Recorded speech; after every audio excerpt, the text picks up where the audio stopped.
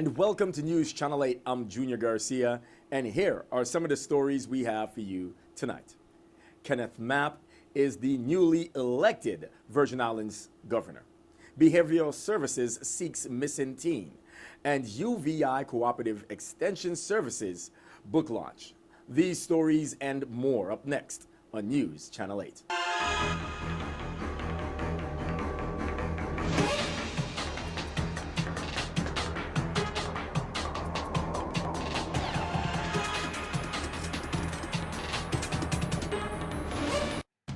I Trade Earth brings you News Channel 8, a Puerto Rico and Virgin Islands-based approach to economic development and the global marketplace, one small business at a time. Call 866-396-8278 for more information or look at us on as seen on channel8.com for I Trade Earth. In our top story tonight, election system officials posted unofficial results showing that gubernatorial candidate Kenneth Mapp had won the runoff with 15,268 votes to opponent Donna Christensen's 8,573. I was able to catch up with Kenneth Mapp and Osbort Potter as last night, just after they landed in the territory and got news of their win. I'm Junior Garcia, and I am here with the newly elected governor and lieutenant governor of the U.S. Virgin Islands. Gentlemen, how are you feeling? Fine, Mr. Garcia. How are you? And good evening to the people of the Virgin Islands. Good evening, sir. How are you? I am feeling good. You know, is the election really over? I unofficially cannot say that. I'm just kidding. So listen, the territory has spoken. They have chosen and they have elected you to lead us throughout these times. What are some of the things you look forward to in your administration? Well, first, we want to give thanks to our Creator, the Almighty, for giving us the strength and the health and the guidance to come through this campaign. We want to thank tremendously our families and just the best campaign team ever, the Mapp Potter team throughout the Virgin Islands. For the wonderful job that they have done, the steadfast, the loyalty, the difficult moments that they faced, and they just continued to focus and to work hard and to help us build and get our message out. We want to express deep gratitude and humility to the people of the Virgin Islands for affording us this opportunity to lead them in managing their public affairs.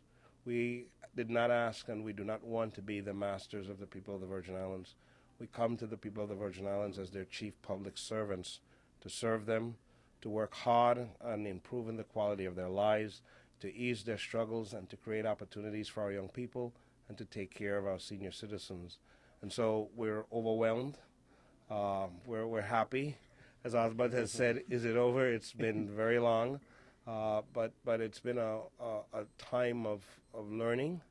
It's been a time to really understand just how difficult times are for families and for businesses and just for the youngest and the oldest in the territory. And we do have our work and our challenges cut out for us, but we thank the wonderful people of the territory for affording us this opportunity.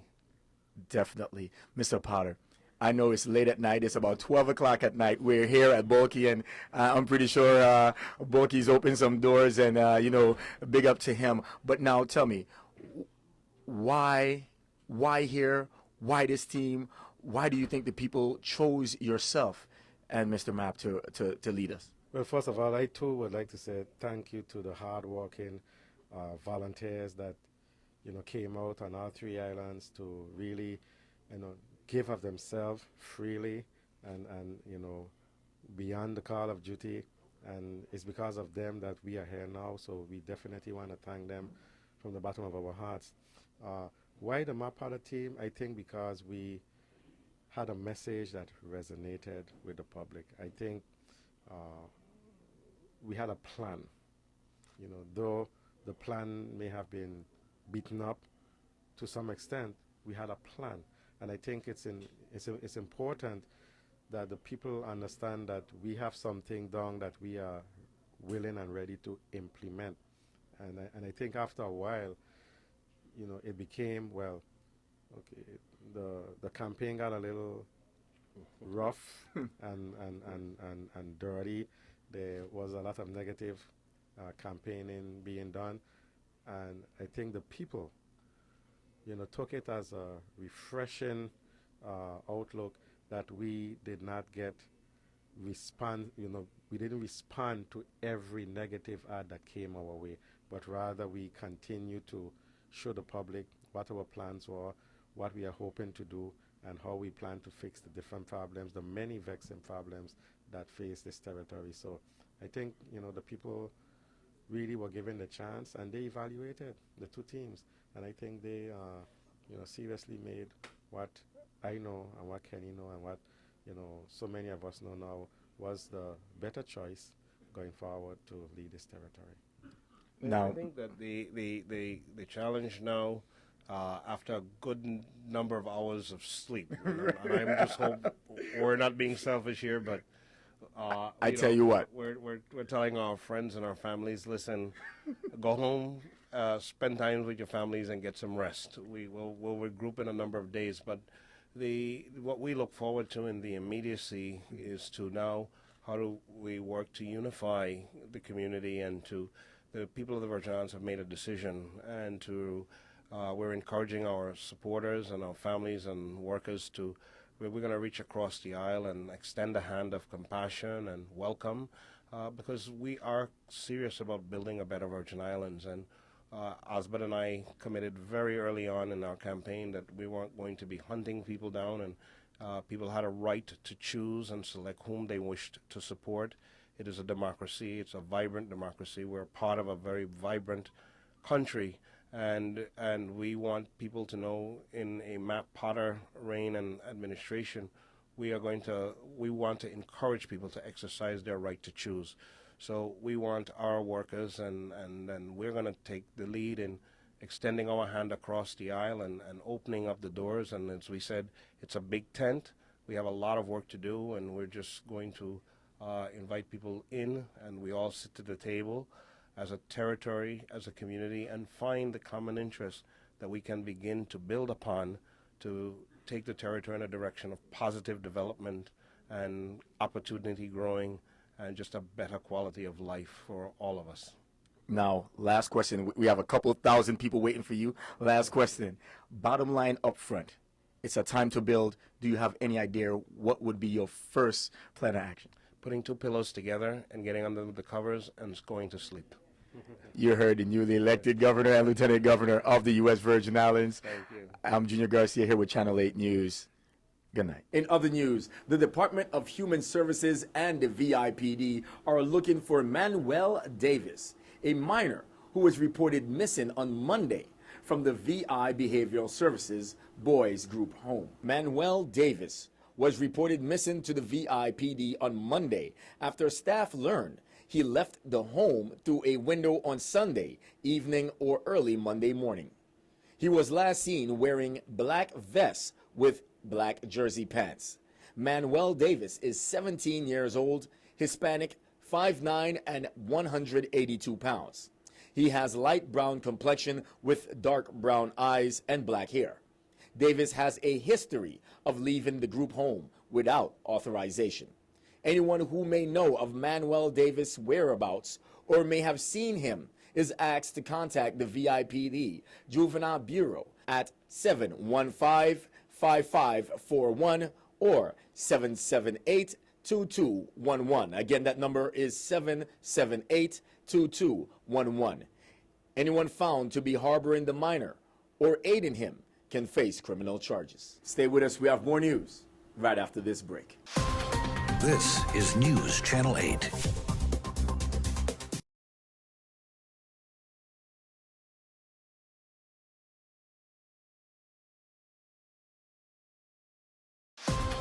This is News Channel 8.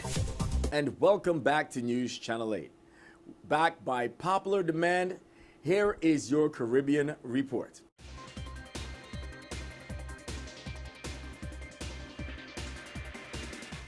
Thank you, Junior. I am Dahlia George, and I will be presenting your Caribbean report. A local group says it has begun publicizing the names of people which it claims have accepted bribes and tickets from the Dominica Labour Party to come and vote in Dominica during the upcoming elections. The Dominica Labour Party is not in the business of bribing anybody, he told Dominica News Online today. The group, which calls itself the Citizens Forum for Good Governance, has already read out the name of 18 people on privately owned Q95. Member of the group, Atherton Martin, who read the names, also warned that people will pay the price for their actions aimed at rigging their elections and stealing the democratic franchise of Dominicans. According to Martin, videos and photos will be taken of those who come to Dominica to vote illegally and improperly, and they will be made available to the U.S. Department of State and the U.S. Embassy in Barbados. Martin pointed out that the group's job is to prevent the rigging of elections and violation of electoral laws. However, Henderson said all Dominicans have the right to vote as long as it is done within the laws of the island. The announcement that Russian aircraft will begin patrolling over the Gulf of Mexico has prompted the Lucian People's Movement to revisit the question of the St. Lucia government's support of Russian geopolitical ambitions in the region. Earlier this year, the government of Prime Minister Kenny Anthony abstained in a United Nations vote introduced by the government of Ukraine and backed by the U.S. and most of its Western allies, condemning Russian expansion into Crimea and Ukraine. According to LPM leader Thurl Prudent, the St. Lucia government acceded to Russian pressure to abstain from voting in exchange for foreign aid and investment. Prudent argued that while St. Lucia in its capacity as a sovereign state is not required to vote with the U.S. on every issue, there was absolutely no reason in this instance to buck its traditional ally in favor of Russian mischief and the country's apparent desire for mass territorial expansion. Meanwhile, however, Russia's economy has been badly hit by the sanctions imposed in response to its expansion into Ukraine, but their indirect effect has been even greater. The world is still a very dangerous place for small nations that are desirous of exploring new relationships with governments that do not conform to the rules of international law, Prudent pointed out. Prime Minister Perry Christie on Sunday accused a state representative from Florida who called for tourists and businesses to boycott the Bahamas over its new immigration policy of fueling resentment with absolute nonsense. Christie was referring to comments from Florida State Representative Daphne Campbell earlier this month that have prompted strong responses in Florida and the Bahamas. Christie's comments came during the Progressive Liberal Party's prayer breakfast.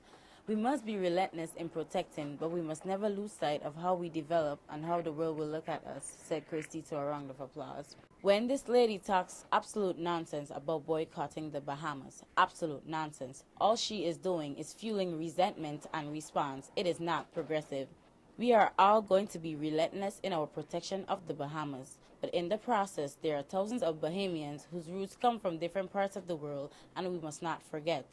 The new policy requires all non-Bahamians to have passports for their nationalities and evidence that they have permission to live and work in the country.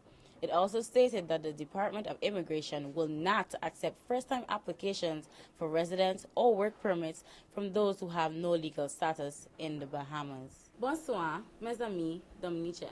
I am Dahlia George, and this has been your weekly Caribbean Report. Join me back here next Wednesday to encounter more news and views from the Caribbean. Back to you, Junior.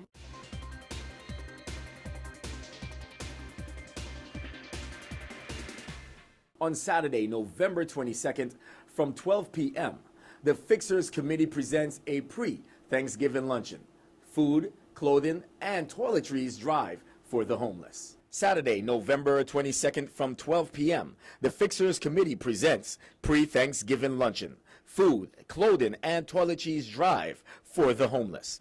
Donation items, clothes, shoes, monetary, toiletries, bottled water, food, tents, or even a helping hand on that day would be a value gesture to us. Locations is at Christian Shan Hendricks Vegetable Market in Christiansted and Halliger Vegetable Market in Frederiksted. Volunteers are needed. Come join the positive movement, a positive movement in one accord. For more information, contact Eliza Rampersad at 340-332-9448.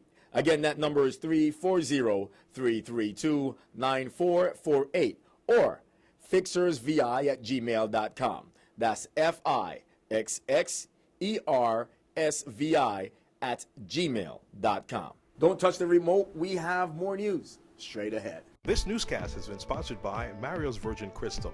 Let us save you the hassle of lugging those jugs around. Purified bottled water conveniently delivered to your home or office. Also available in your favorite grocery store. Call 773-2810. This is News Channel 8.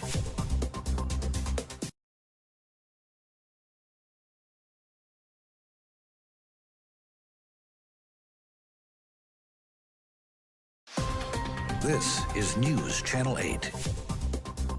And finally tonight, the University of the Virgin Islands Cooperative Extension Service held a book launch today. The book is entitled Tropical Fruits of the U.S. Virgin Islands and Their Nutritional Values. Today at the Cooperative Extension Service, we had our official launch of our latest publication, Tropical Fruits of the Virgin Islands. And today was a successful day this morning. Giving thanks to those who contributed to the success of this publication.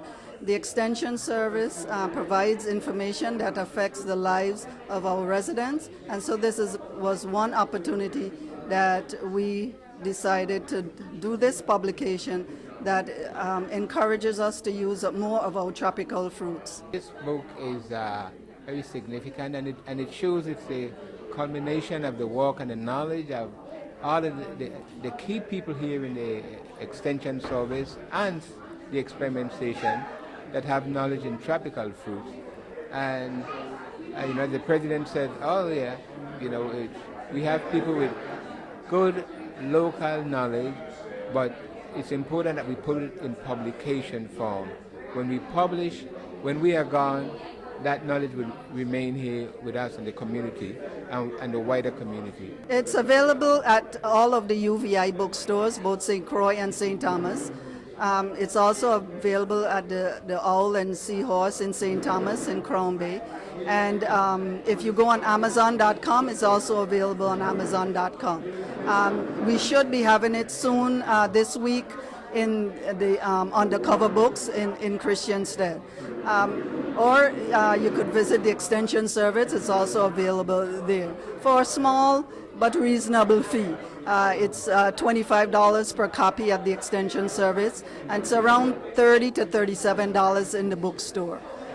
This is a wonderful, wonderful Christmas gift, a must-have coffee table book. This puts the Extension Service ahead of the game. We've always been the trailblazer in terms of providing publications with nutritional information for our residents. Our lead nutritionist on the Tropical Fruit book is Dr. Letitia Henry. She's a preventive care specialist. We also had researchers like Errol Chichester. We have contributed Olassie Davis on the history of our tropical fruits in the Virgin Islands. We had some of our colleagues here at the Extension Service prepared some of the recipes using our tropical fruits. And of course, we had Carlos Montilla, a researcher in our sister partner office of the Agricultural Experiment Station. And of course, myself, I did practically producing this book. The photography, the layout, desktop publishing, I did that. But it's a team effort at the Extension Service. We put things together as a team to make things happen for our community and for the university. Doesn't that book just want you to get out there and pick something healthy? Stay with us. We have your weather coming up next. Your weather coming up next.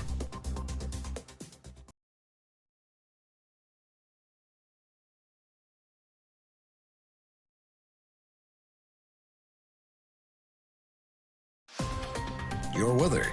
And here's a look at your local weather. Tonight, partly cloudy with scattered showers. Breezy, lows 81 lower elevations ranging to 74 higher elevations.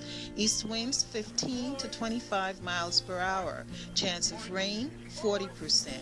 On Thursday, partly cloudy with scattered showers. Breezy, highs 90, lower elevations ranging to 81, higher elevations. East winds 15 to 20 miles per hour. Chance of rain 40%. On Thursday night, partly cloudy with scattered showers. Breezy, 81 lower elevations ranging to 74 higher elevations. East wind 15 to 20 miles per hour. Chance of rain 30%. And on Friday, partly cloudy with scattered showers. Breezy, highs 89 lower elevations ranging to 82 higher elevations. East winds 15 to 20 miles per hour. Chance of rain 30%. This is Cheryl Francis with your Channel 8 News Weather. Thank you very much for tuning in. That's all we have for local news. Do not forget to like us on Facebook at WSVI-CH8. You can also follow us on Twitter at WSVI-TV News Channel 8. I'm Junior Garcia, and World News is up next. Good night, Virgin Islands. I Trade Earth brings you News Channel 8, a Puerto Rico and Virgin Islands-based approach to economic development and the global marketplace, one small business at a time. Call 866-396-8278 for more information or look at us on as seen on channel8.com for I Trade Earth.